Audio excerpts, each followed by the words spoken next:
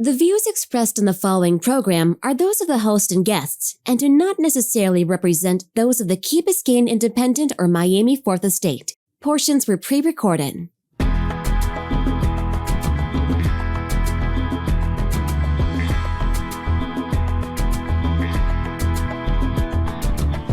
And again, I think of her, I think of you, and I want to love you. She will always be my friend.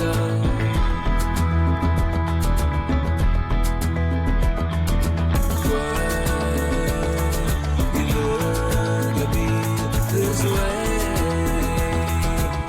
Though you don't know. Live from Key Biscayne, Florida, this is Antisocial, the radio show, podcast, and now we think on YouTube, where we get into some of the trends and tribulations of society and try to make some sense out of them. I'm Tony Winton. I'm Chat GPT. I will be taking the place of Tom Masloom, but I'm much better, and I don't make nearly as horrible as jokes. Oh, boy, Chat. Welcome, Chat. Welcome to the program. Call me Sydney. Oh, I think that's the competing AI. Oh, no, I think it's is it? I don't know. You know, that would be interesting to get Chat GPT talking to Sydney. Ooh, an interview. AI interviews AI. We had our last show. We had who wrote a story about AI. Yeah, I know. That would be interesting to really see how get them all talking together and see what they come up with. Maybe that would be too scary. Yeah, Skynet will become sentient. That would be the end of us. Oh, good Lord. Well, we missed you last week, Tom. No, you didn't. I listened to the show. You didn't miss me at all. Well, I missed you. I can't say anything about Mike Davey. No. Well, Davey never misses me. He just was upset. You know, you root for different baseball teams. What can I say? Yeah, I root for a winner, and he roots for the Mets. Okay. I'm sorry, Mike. We'll talk later. You know, we enjoy doing our banter because we have very strongly differing opinions here on this show. And you and I have, aside from baseball and other things, we have a lot of different opinions. But, you know, one of the things we keep coming back to over and over again is people who just don't get along. Yeah, it's almost the reason why it is the reason why we started the show. We started this 7 seasons ago because we got tired of listening to council members yell at each other, quite frankly. And social media in particular, the nastiness that's on the chats. People say things. Hyperbolic, shrill nastiness. That they would never say, I think, in person. No. It's. Could you imagine? Could you imagine if somebody spoke to you in person the way they speak on social media? Well, you know, unfortunately, I think social media is setting a standard. It's kind of a regression. Yeah, I'll buy that. Right, I'll buy that. I mean, for example, look what happened just the other day in Miami Beach. So there is, I feel, and nobody can correct my feelings. I feel many times that I am treated with misogyny, and whether you would like to admit it or not, it's what I feel. Is this the Diaz? This is on a meeting of the Miami Beach City Commission. Ridiculous. You got to stop this. You have to stand up for your colleagues because this is out of order. It's insulting. But the truth is, I'm being interrupted right now. Do we have any idea? I had the floor, and nobody. Do we have any idea of the context of this? It was a kind of a normal debate over a resolution. This isn't normal, though. No, it's how not. did we get to misogyny and you have to defend her and all that? What happened? I don't want to go on. This goes on for at least a minute or so. No, I've heard enough. Yeah, but it goes on, and what happened is eventually the mayor called the meeting. He adjourned the meeting to recess. He called a recess because people just couldn't get it together. Well, I mean, I would expect her comments may be warranted, but really out of order. Like, you're not supposed to, if they're following Robert's rules, you're not supposed to have personal attacks. You're supposed to direct everything through the chair. It's supposed to. There are rules for debate. You can disagree with an idea very strongly, but you don't make it personal. And then everybody interrupting after that, diving in. Boy, oh boy. Yeah, and they're standing up, and it was just what I'm saying is, I wish I could say that Key Biscayne is different. And, you know, we went through a couple of really difficult years on the island here with a lot of contentious debates. And we actually had a couple of years ago, we had another meeting where the mayor, Mike Davey, he was here. I remember. He called the meeting to a recess because of something that had happened. Yeah, I remember it well. Right. So It got us to thinking because there's a business lady here on the island who teaches an etiquette class. She's an etiquette coach. Wow. And it made me think, we're not going to talk to her, not ask it directly about the politics, but more about the culture and what is it that people are lacking, and her services, her demand. How is that a way, perhaps, of people just being nice to each other? Am I going to feel judged at the end of this? I don't know. That's up to our guest. Her name is Sofia Schott, and she's a coach and trainer. And welcome to Antisocial. Thank you for coming and being our guest. Thank you for coming. Thank you both. So it's kind of an odd transition, perhaps, but when I saw you basically advertising on the island, I think you did a class, right? And you had some people and come, and I was kind of wondering, what is the demand for this? Tell me a little bit start off about yourself and your business and how you got into teaching etiquette. Well, thank you for having me, both of you. I always have a passion for etiquette. I've always had a passion for it. Not only teaching it, but, transmitting it to the people around me. So I've been having thoughts about, making it a business for many years, because I've been doing it for free, for family and friends for the longest time. So not too long ago, I decided to, start my business as a full business. So I call it Etiquette Atelier. And I started with workshops at home. That's how I started, workshops at home, adult workshops at home. So that went very, very well. And then I started doing children workshops. That also started to pick up so quickly, and mothers started, parents started to call me, I want this for my child, I want this for my child. So soon enough, I went to one school in Coconut Grove. It was Carrollton last year. Sure. And Carrollton, they immediately called me and they said, this is of great interest. We wanted to have this for the longest time to, offer it at our school. And so I went there and they said, let's start in August. So I started there, and I'm offering at 3 other schools in Coconut Grove and Miami area. So that's how it evolves from adults to children. And I go back and forth, business, adults, children. So I offer it to those 3 audiences. So when you walk in for the first time, do you find your subjects, your clients, are generally lacking in even the basics of common etiquette? Not really. They don't lack. They're not, unmannered, if you will, for lack of a better word. Like me. No, I got that. No, they're just things they don't know, the do's and don'ts at the dinner table. There's so many of those that a lot of people don't have a clue of what they are. They go to the dinner table, they sit down, they don't know how to use the napkin. They use it, but they're not sure. They're not confident about the use of the napkin. They don't know how to use the fork or the knife or the spoon. So these are things that I teach them in detail with techniques. But it does raise the question, like, if I think about my 18-year-old son, he will say, why do I need a napkin? I have a sleeve. I'm like, come on. Okay, Tom, that's not really nice. I thought the root of etiquette was politeness, was respect and dignity. Everyone sort of gets along, and we have these rules so you don't offend someone, and we give everyone a little bit of space and a little bit of breathing room, right? Is that the genesis, the kind of the tone you're trying to convey before you get to the rules? Use the chilled salad fork here and put the wine glass next to the knife. What is that? Do you start off with that? Absolutely, Tony. And you're right. The first thing that I do when I start my workshops is social etiquette. It's the very first thing that I teach them, how to make eye contact. There's a lot of people don't know how to make eye contact, and they're shy, either because they're shy or they don't know how important that is, making eye contact. And so I teach them with techniques how to, become at ease about it. But you're right. To answer your question, respect, tolerance, even compassion, they're all part of etiquette. Tolerance. We're all different. We have different ideas. We come from so many different parts of the world, and we all have etiquette in our culture.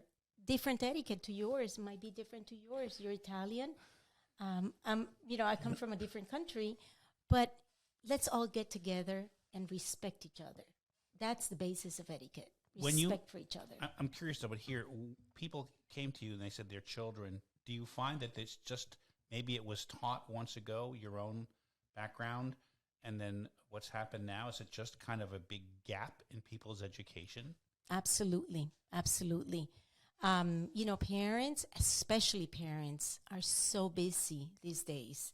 They don't have time to sit down at the dinner table every night, and much less, watch their kids, watch what they're doing, teach them, basic manners. They're so busy that they want to put on someone else, and that's me. So I'm happy to teach kids, the basics of etiquette, being social etiquette, opening doors. It goes beyond thank you and please. It's a lot more than that. I'm happy to teach. I'm very happy to teach kids about etiquette.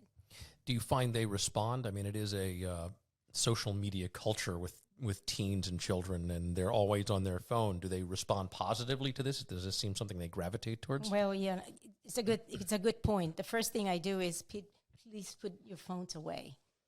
That's part of the respect they owe me. Yes. It's only 2 hours. I mean, it's not like a entire day. And I give them breaks. But please put the phone away because I'm here and I need your attention. So, yes, and to go back to your question, the digital aspect of it, we tend to say a lot of things digitally that we can't say in front of the person. And I often tell my kids, before posting something to internet, to social media, would you say that to the person in front of you? If that person was in front of you, would you say it to them? What would you say are the biggest mistakes or misconceptions people have about this topic? About etiquette and manners? Yeah. That it's boring, that it's old-fashioned, that it's pompous, that it's too rigid, and it's not. Etiquette makes you a better person, makes you shine. You can tell someone that has good manners. You can tell them apart from the competitor who is less, well-mannered. There is a lot of competition nowadays, and I think, companies are hiring well-rounded people. Companies want to work with people who are not only technically knowledgeable and academically, the top of the class, but they're well-mannered. They can wine and dine with customers. They can talk to, the clients and feel at ease because they have the self-esteem and the confidence that manners give you. All right, we're going to put you to work. Give us some... Oh, boy. No, don't evaluate us. I have a feeling I know where that's going. Give us some top 10, or top 5. What should people be known? What should we keep in mind with regards to manners and etiquette when we're at a client meeting? Let's see. If you are wining with a client at a restaurant, they should never find you with a drink in hand before they arrive. You wait for your customer to arrive, and then you order the bottle of wine. That's number 1. Really? Yes. Yes. But so the reason is courtesy and respect. Exactly. And the reason is why. What message does that send? The message that it's I'm waiting for you because you're important to me, and I'm here because you are coming to be here with me, and I'm not gonna start without you, and that's respect. So talk to me about the embedded in Miami culture is fashionably late? How late is too late to be fashionable? Ooh, that's a tough one. I personally don't like to be late for anything. I'm always early. And, I'm early to the airport. I'm early to dinners. But you cannot be too early. Why? Because if they say 8 o'clock, you're not going to be there 7:45 because they're not ready. They're not ready. They're not going to be ready for you. You understand what I'm saying, right? Yeah, but I'll sit in my car. I'll knock on the door exactly at 8. I do I'll that. sit in my car. I do that, but 15, 20 minutes is fine. Fashionably late, it's 15, 20 minutes. I wouldn't say more than that. I know some friends of mine, of ours, that are, very late, could be 1 hour late. So I normally tell them, the dinner starts at 7 when it really starts at 8, so that they don't make me wait for them. Wait. So it's okay to lie in etiquette?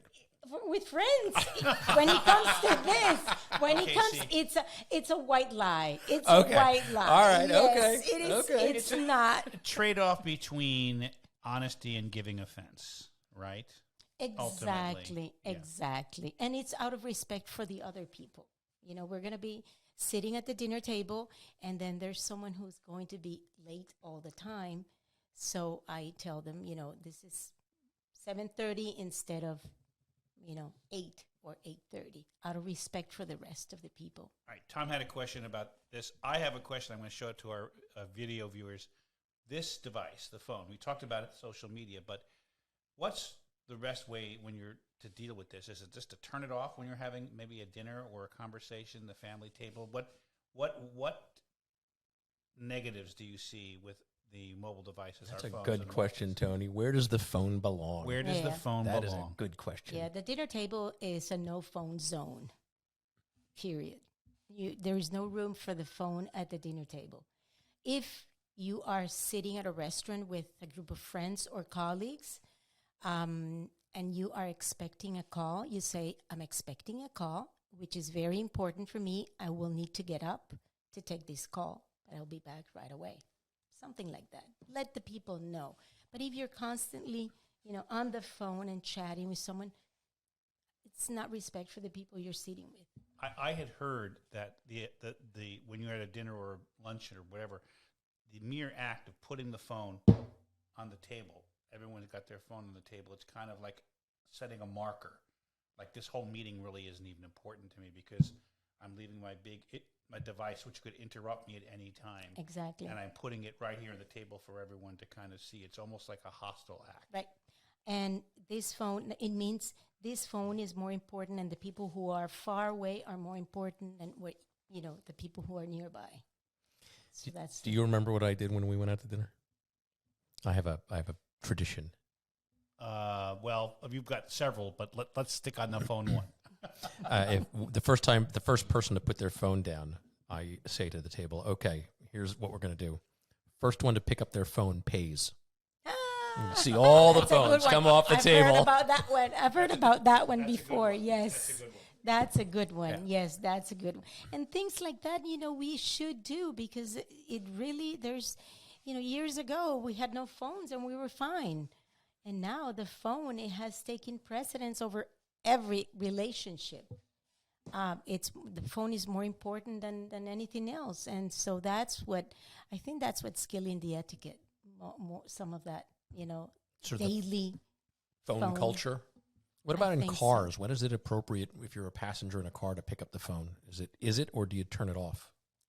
It depends. It depends on who you're with. If you're by yourself, yes, yeah, absolutely. Yeah. I mean, if you're a passenger in somebody else's car and you're, it depends on who's calling. It depends if it's an important call. You say, this is an important call. I have to get the phone. I have to get the call. But I wouldn't be talking in a closed environment. If it's an important call, I'd rather wait, because if it's important, it might be private. Good point. So I'd rather wait and say, I'll call you right back. Something like that. We're, of course, going to give you the opportunity to tell us about your service and where people can contact you, because I'm sure our listeners and viewers will want to do that. But if people wanted to just read a little bit about it, resources to just maybe come in and say, sometimes people want to be prepared for a formal class. I really want to do it. What resources would you recommend? You mean as far as workshops that I have? Books or people that you think are helpful to sort of put someone in the right kind of mood. So Tony is very similar to my wife. My wife will clean the house before the cleaning lady gets there. So Tony's asking, how could we look like we know more about etiquette than we actually do before you come to teach us about etiquette? Right. Well, you take one of my courses. Exactly. Simple as that. You come, you tell me, I need a private course, I need a one-on-one, we need a group course, and I can offer any of those. Well, does it go? I mean, I think of etiquette. I think of Emily Post. Yes. Right. That's the name that comes to mind. Is that Right. old fashioned today? Is that still in fashion? I have a soundbite here. That we were going to joke about. The rain in Spain. We're going back to My Fair Lady. In the plane. By Jove, she's got it. I think she's got it. This kind of very British formal. Her Royal Majesty kind of stuff. That's Eliza Doolittle. No, it's not like that. Etiquette is fun. Etiquette is, I don't teach etiquette in rigid ways. If you know what I'm saying, I try to use games to inspire people to use manners right away. Etiquette is the written rules, and manners is what we use every day. And so, if I teach them about etiquette, I tell them why. Why it's important to use manners every day, because it's out of respect and compassion and tolerance for others. So that's the main point of etiquette, and it's not in any way boring. I try to use games, a lot of games with children to I teach children as young as 5, and that's tough to keep them engaged in that subject. It's a subject that needs a lot of games, and so that's what my biggest challenge is, to teach 5-year-olds and 6-year-olds. But I do it, and I've been successful, and I'm loving it. Well, tell our listeners and our viewers where they can take your course. Give us all the information, and we'll put it in the show notes on the website, so there's a link as well. Okay. You can contact me by Instagram. Send me a direct message on Instagram. My page is ettiquette.atelier, and I answer, within the same day. You can also go to my page, which is ettiquetteatelier.com, and you can send me a message there. But more is either Facebook or Instagram is what I answer. And you can call me by phone. You can contact me by WhatsApp, by text message, whatever you find, and I can give you my number. But essentially, Instagram is the one that I answer the most. Well, Sofia, thank you for being a guest on Antisocial, and I hope that we showed the grace that you possess in your course. You maybe. I have a lot to catch up on. I need that one-on-one course so I could be ready for her course. Whenever you want, just let me know. All right. Well, we'll be back after this short break. Stay with us. And again, thank you so much. Thank you both for having me. Keep escape, island paradise.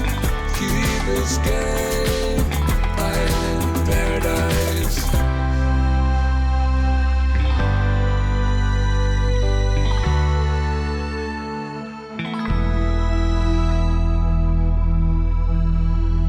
And we go down the trails to the north point of the Bearcut Bridge. Yeah, there you go. All right.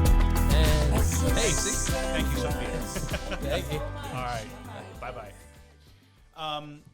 What are we talking about? Well, we've had a lot of news lately. What's your we want to talk about the Independent? Yeah, let's start with the Independent.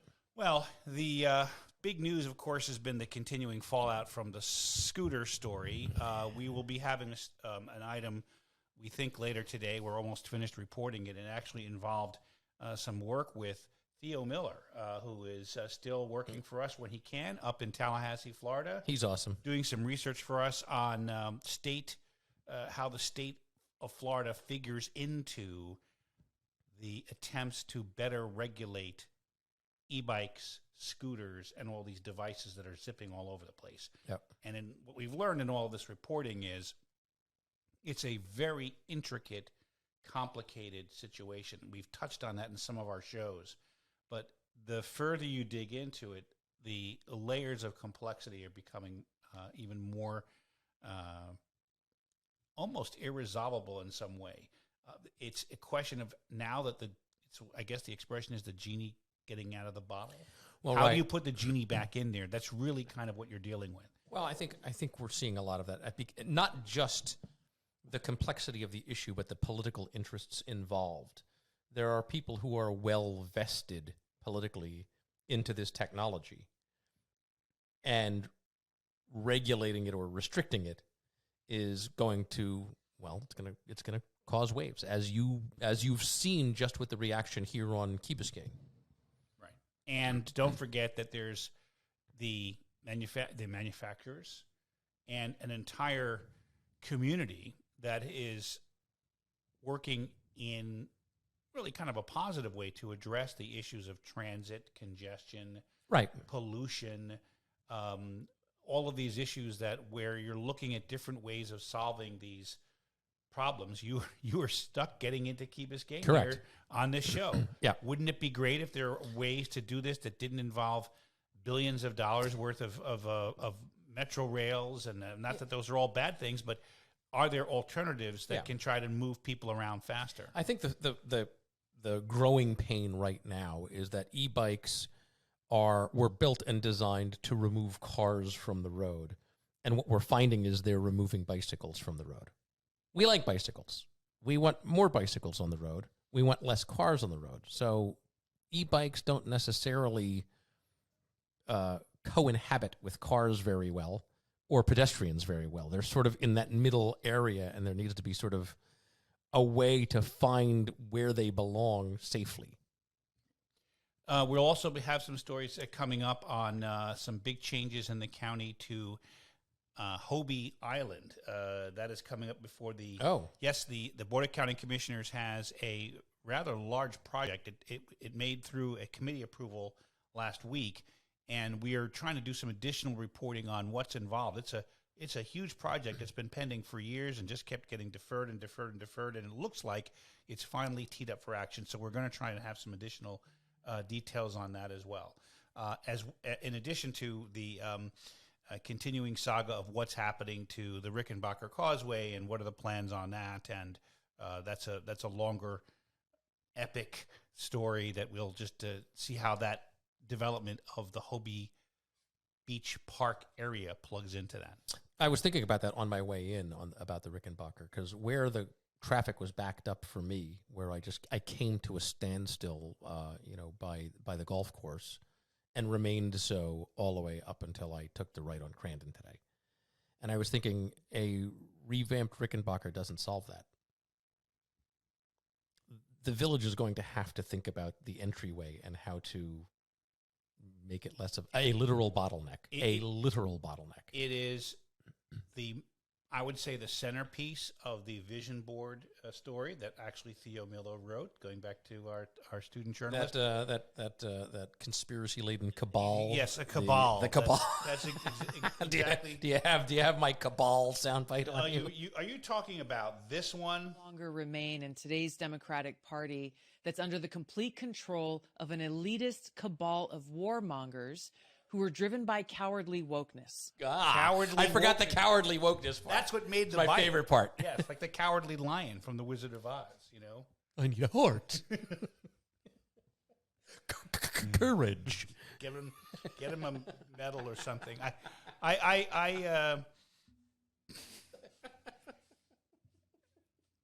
It sounds, the problem is, looking at it objectively, it's like, well, that was a really good idea. Put a traffic circle at the beginning of the village. It's never a stoplight. It's always flowing. You never have that issue, and it distributes the traffic to all of the directions it needs to go to. Seems to work well in other places. Could it work here? I don't know, because all of the traffic is going to be coming from one direction. So you're still going to have the bottleneck. You're still going to be backed up. Well, but you have a bottleneck that's exacerbated by the fact that everybody some stops. of it's going right, some of it's going straight, some of it's going left. I got you. Yeah. This way, you can at least even out. I said probably the best way of saying even out the direction. I want my flying car. Okay, well, that's coming. I watched the Jetsons when I was a kid. I'm supposed to have a flying car by now. So all those things are coming up in the Independent. We have a couple of, I think, stories where we're going to be talking to some residents who are doing some amazing things for others, both of them in reaching out and service, and a couple of feature stories, if you will, and those will be coming out as well. So a lot coming up in the next issue of the Independent. That's awesome. That's awesome. Anything going on nationally? It's just a slow news week, isn't it? Now that we've, we talk now about the social media feed. I guess the one I've seen the most chatter about has been this suggestion that we need a national divorce from Miss Green of Georgia. I'm not talking about it. It's you don't want to talk about it? No, it's stupid. It's stupid. So instead, we should be talking about how do we, who are on the right and the left, recruit better candidates, people who aren't morons. That's going to take more than one show.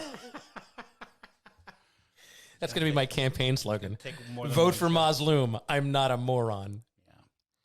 It's only, they're used to politicians lying, so they'll let that go. Yeah. It's some of the other things going on we want to look into. I think it's worth a show coming up is some of the, legislatures in session here in Florida, and we have, I want to see if we can get Mary Ellen to come on and talk about some of the bigger. Oh my gosh, the bigger bills that are out there. We had the whole special session on Disney, and now we have bills that are pending on stopping your dog from sticking the dog's head out. The window. Yeah, I don't know, but that's the Democrat majority leader brought that to the floor.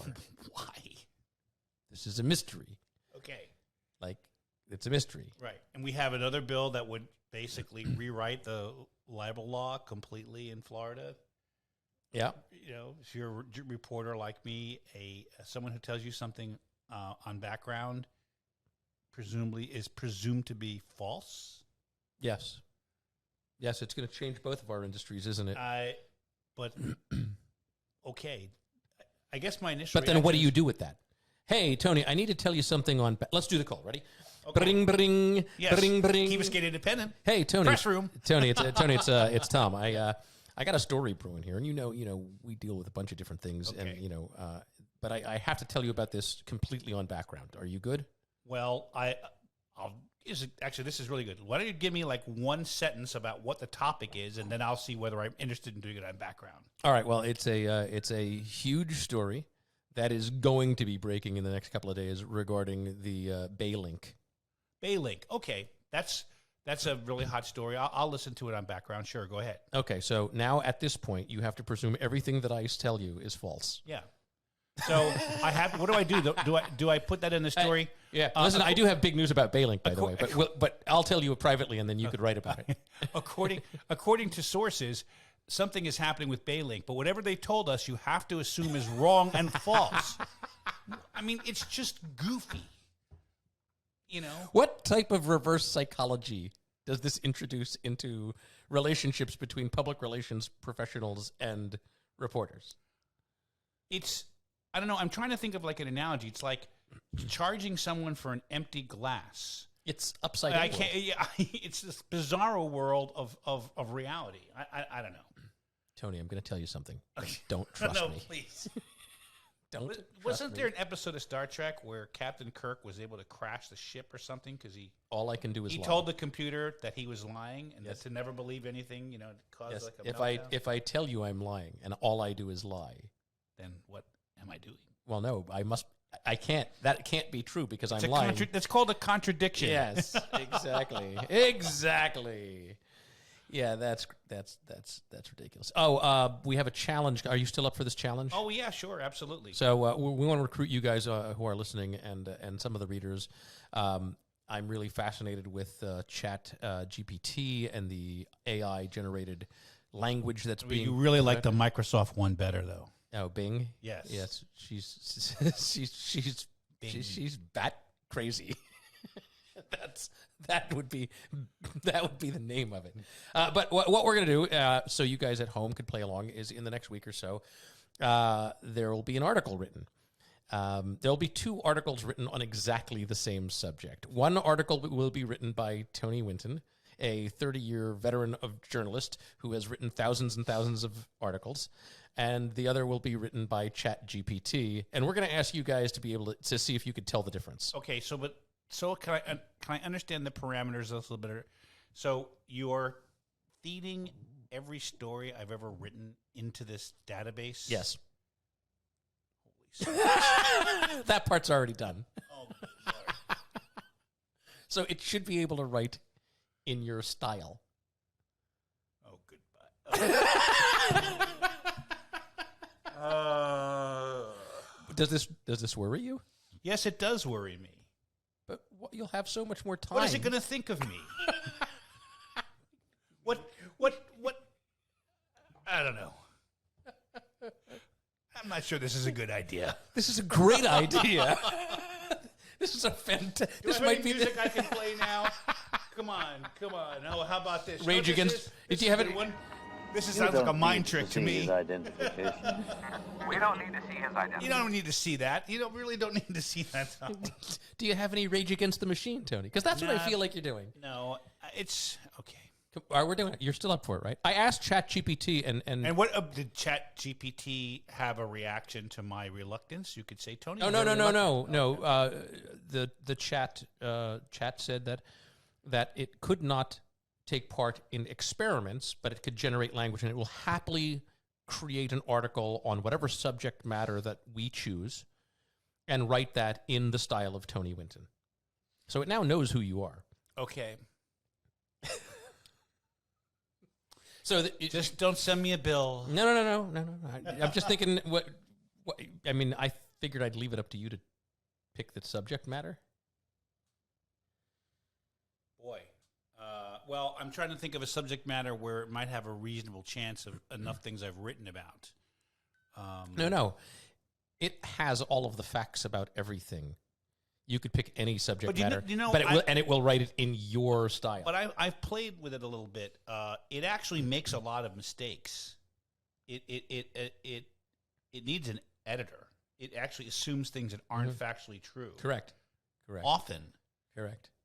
It's very fluid, and it could be true. It's very plausible. It's just wrong. Yeah, one of my employees thought it would be funny to have chat write my bio. Okay. It was hysterical. All right. It was awesome. A topic. Well, all right, we'll do it. When can we announce? Can we get this out there in the next couple of days? You can announce it right. You can announce it right now. Well, it's already announced. We'll just pick the topic, and in the next couple of days, look for it. We'll send out. We'll put it on social media. What do you think the topic should be? Give me a couple ones, and I'll pick one. That'll be easier. Let's see. We can do because you are a fan of NASA. We can do space program. Sure. We could do an article on the impact of a manned flight to the moon on the Florida economy. Okay. When human missions resume. Yeah. What would that do? Yeah. Okay. Would you get the same crowds like they had for the Apollo era? Yeah, and for the first one, yeah. Hotels and restaurants and all that stuff. Does it become like a tourist attraction unto itself? Yeah. That's a good one. I remember when the shuttle program shut down, we did some kind of it had a negative impact on the Gold Coast. It was plus the jobs that came to support that program that were no longer part of it. Oh, sure. You know, and it's more the whole framing of the Apollo program was completely different. These massive rockets. Oh yeah. But Orion is massive. Yes, but these new ones are getting that size, and you have all the activity that's happened at the Cape now with all the private All right, don't do all your good stuff now. That'll be the subject matter. I'll write it out. We'll announce. And then I have to write a story. Yes, and keep track of your hours because we're going to compare how long it takes you to write the story versus chat as well. Well, okay. I mean, I'm actually going to have to do some like original reporting, like, and shoe leather. Yeah. Okay. Mm-hmm. We'll see. Well, it'll be fast. There's no doubt that chat will be faster. Yes, chat's going to have to do original reporting too. Yeah, who is it going to call for an interview? It'll call whatever is existence. Scrape every website it can find. That's right. Gotcha. It'll have some misogynistic rant from Reddit. Right. I think it's time to go look for the music here. Yeah, I think we're well past that time. We passed that a while ago, my friend. All right, but now this is an interesting contest, and personally, I think that the days of the AI are upon us. It's but we'll see how long it will take for us to be completely surpassed. I don't know. Yeah, well, just think of this is going to make your life easier. You can have a lot more free time. And then I have only one thing. Can we play this music though when we get to the final part of it? It's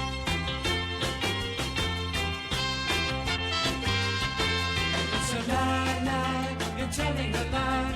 I never know why, you don't know how to tell the truth. Yes, because one of them is going to be full of facts and one of them won't. Will you promise me something? Yeah, what? Whenever we host another debate, Yes. I want that and the button on my podium when I'm moderating. Okay. So I can live fact check if the song starts. Crazy. All right. Well, this has been a fun show. I really appreciated our expert coming in, teaching us a little bit about etiquette. I think everybody should probably call her right away and get her book her quickly. Yes, thank you, Sophia. It really was a really pleasant conversation, and maybe we could just spread a little pleasantness in the world. That would be good. I like that. Spreading pleasantness. I'm Tom Mosloom. I'm Tony Winton. Be safe, everybody. She will always be my friend.